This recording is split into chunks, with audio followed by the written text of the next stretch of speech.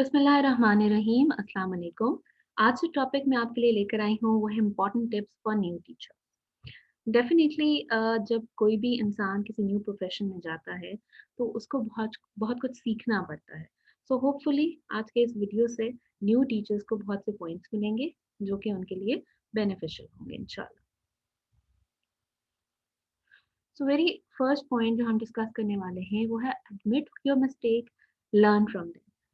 देखिए जब भी आप कोई काम स्टार्ट करते हैं तो आप उसमें परफेक्ट नहीं होते हैं।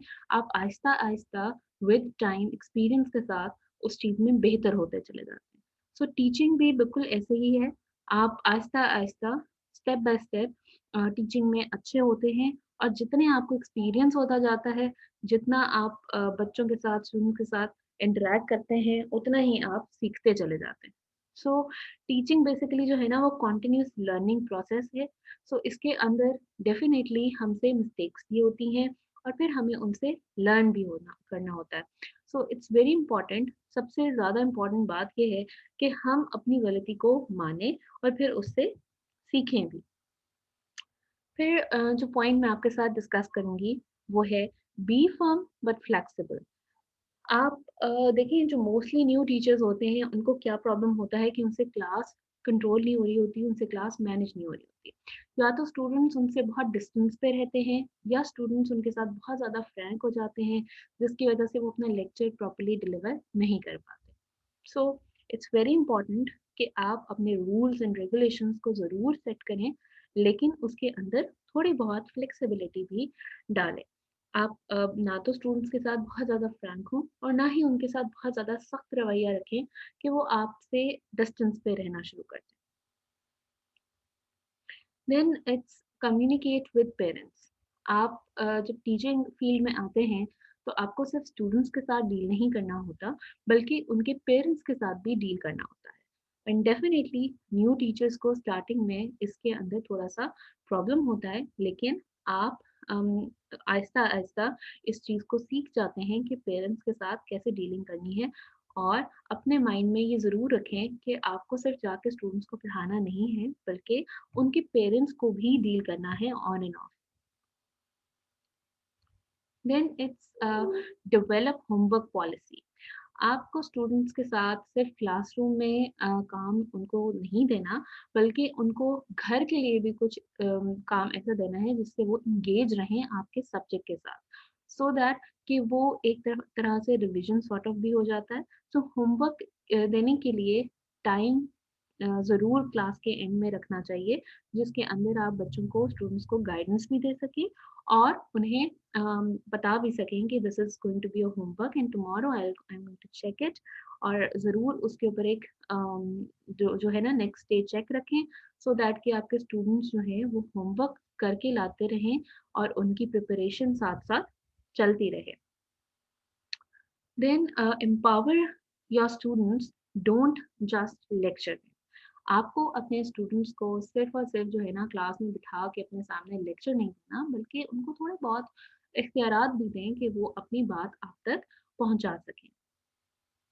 देन देखिए क्लासरूम के अंदर आपका और स्टूडेंट का जो रिलेशनशिप है वो एक टीचर स्टूडेंट का लाइक आपने लेक्चर भी देना है, आपने उनको समझाना भी है, उनसे क्वेश्चनिंग भी करनी है एंड ऑल दैट। आपको क्लासरूम के अंदर वो टाइम कभी भी नहीं मिलेगा जो आपको आफ्टर स्कूल इवेंट्स में मिल सकता है और आपका और स्टूडेंट का रिलेशनशिप बेहतर हो सकता है, क्योंकि क्लासरूम के अंदर यू डोंट हैव टाइम कि आप उनको डिफरेंट एक्टिविटीज़ में आप उनके साथ बात कर सकें और उनसे चीज़ों के बारे में पूछ सकें। सम टाइम्स हमें टाइम मिल जाता है, but most of the time हम टू द पॉइंट काम कर रहे होते हैं, अपने लेक्चर के उस पे काम कर रहे होते हैं, सो दैट कि हमारा जो लेसन है वो अच्छे से डिलीवर हो जाए।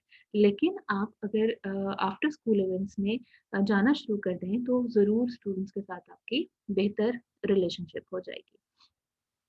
बहुत इम्पोर्टेंट है कि जहाँ पे भी हम काम कर रहे हों, वहाँ पे हमारे जो कलीग्स हों और जो हमारा एनवायरनमेंट हो, वो बहुत अच्छा हो। ठीक है? सो आप जब टीचिंग फील्ड में जाते हैं, तो आपका एक स्टाफ रूम होता है डेफ़िनिटली, जहाँ पे बहुत सारे टीचर्स बैठते हैं और डिस्कशंस करते हैं। अब वो discussions most of the time students के बारे में ही होती है। हर टीचर अपना एक्सपीरियंस बता रहा होता है। सो आपके लिए वहाँ पे लर्निंग की स्पेस बहुत ज़्यादा है। आप डिफरेंट टीचर के एक्सपीरियंस सुन रहे होते हैं, अपना एक्सपीरियंस आपको पता होता है, आप उनको कंपेयर कर सकते हैं। बहुत से अच्छे आइडियाज़ आपको एक्सपीरियंस टीचर से मिल सकते हैं। So always try to get something informative from them और उनके साथ अपनी रिलेशनशिप को बहुत अच्छा रखें, उनसे दोस्ती करें, उनके साथ बात करें और अपने प्रॉब्लम्स उनके साथ ज़रूर डिस्कस करें क्योंकि आपको एक एक्सपीरियंस टीचर बहुत अच्छा गाइड कर सकता है स्टूडेंट्स रिलेटेड प्रॉब्लम्स में। देन जो आपका हमारा जो नेक्स्ट पॉइंट है वो है have the courage to try something else if what you are doing isn't working. देखिए ज़रूरी नहीं है कि आप जो सोच कर जा रहे हैं वो ही एज इट इज़ आप क्लास में करके आ जाए और वो सक्सेसफुल भी हो जाए, यानी कि वो स्टूडेंट्स के साथ जो है वो आपने जैसा सोचा था वैसा हो जाए और वो बड़ा आइडियल सिचुएशन हो जाए। ऐसा हो भी सकता है और ऐसा नहीं भी हो सकता है।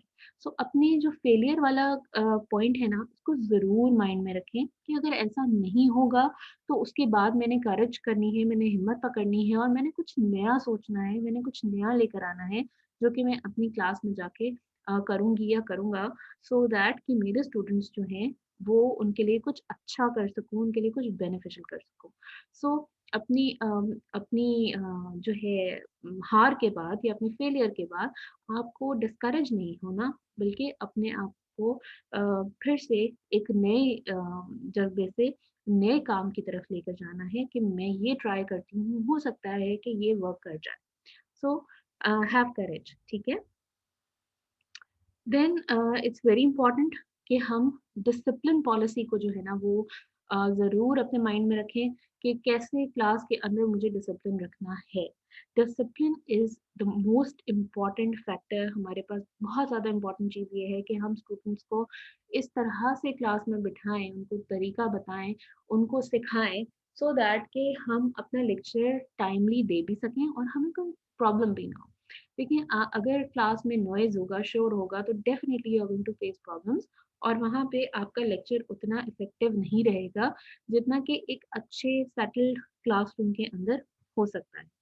सो अपनी जो भी आपने सोचा हुआ है ना कि मैंने अपनी क्लास के अंदर ऐसे डिसिप्लिन रखना है, सो उस पॉलिसी को ज़रूर अपने स्टूडेंट्स के साथ डिस्कस करें कि देखें ऐसे हम चाहते हैं, इस तरह से आप लोगों को बैठना है, जब मैं लेक्चर दे रही हूँ तो आपने बीच में इंटरप्ट नहीं करना है। If you are going to ask some question तो आपको अपना हाथ रेज़ करना है, ना कि आप अपने मुँह से टीचर टीचर एंड ये सब चीज़ें बोलें। So you have to decide and then you have to tell them as well कि आपको करना क्या है। समटाइम्स टीचर्स बड़े जो है ना वो डर रहे होते हैं कि अगर मैं डिसिप्लिन्ड हूँगा, अगर मैं स्ट्रिक्ट हूँगा तो स्टूडेंट्स मुझसे दूर हो जाएँगे, मेरे साथ उनका इंटरैक्शन उस तरह से नहीं रहेगा, बट ऐसा बिल्कुल नहीं है। आप जब स्टूडेंट्स को सही और गलत में फ़र्क बताएँगे ना, तो वो आपकी बात को समझेंगे भी, रियलाइज़ भी करेंगे और आपको कहेंगे भी, "येस, यू आर राइट" कि आपने सही कहा था और हम इस तरीके से ज़्यादा बेहतर समझ पा रहे हैं। So it's very important. Discipline policy आपकी बहुत इम्पोर्टेंट है, इस पे ज़रूर वर्क करिएगा आप लोग। नेक्स्ट जो हम पॉइंट डिस्कस करेंगे वो है just listen what students are saying. देखें just listen what students are saying.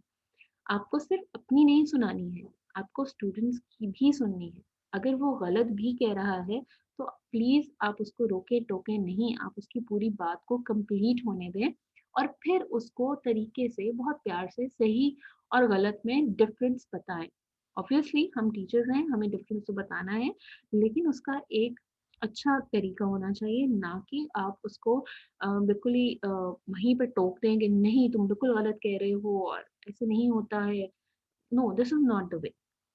You have to tell them but politely कहना है उनसे, बहुत तरीके से कहना है सो दैट कि उन्हें बुरा भी फ़ील ना हो। नेक्स्ट टाइम अगेन वो आपको अपना आंसर क्वेश्चन जो भी है वो पूछ सकें, बता सकें। ये ना हो कि वो जो है वो रिलक्टेंट हो जाएँ कि नहीं हम मैं तो गलत ही कहूँगा, मैं तो गलत ही कह रहा हूँ, टीचर तो मेरी बात सुनेंगे नहीं। सो ऐसी सिचुएशन क्लास में मत क्रिएट करिएगा और जो है स्टूडेंट्स को बहुत ही फ्रेंडली माहौल में बहुत ही अच्छे तरीके से आपने समझाना है। देखिए, हम टीचर्स ही होते हैं जो स्टूडेंट्स को सही और गलत बताते हैं, और हमारा तरीका ही होता है जो कि हमें एक इफ़ेक्टिव टीचर यानी कि एक अच्छा टीचर, एक बुरा टीचर बनाता है। सो हमें इस इन्हीं दोनों चीज़ों का डिफ़रेंस जो है ना, उसको फाइंड आउट करना है एक्चुअली, कि मैं एक अच्छा टीचर और एक बुरा टीचर की जो लाइन है उसको क्रॉस ना कर जाऊँ। I have to be like कि मैं एक इफ़ेक्टिव टीचर रहूँ, एक अच्छा टीचर की उसमें रहूँ, ना कि मैं एक बुरे टीचर की उसमें फ़हरिस्त में शामिल हो जाऊँ। सो अभी तक के लिए इतने पॉइंट्स थे जो कि मैंने आपसे डिस्कस करने थे। होपफुली आपको इसमें से फ़ायदा होगा, और you are going to like get benefits from them. आप से नेक्स्ट सेशन में इसके बाकी पॉइंट्स को भी इंशाल्लाह अपनी एबीसी को कंप्लीट करेंगे। Hopefully you are going to like it. अल्लाह हाफ़िज़।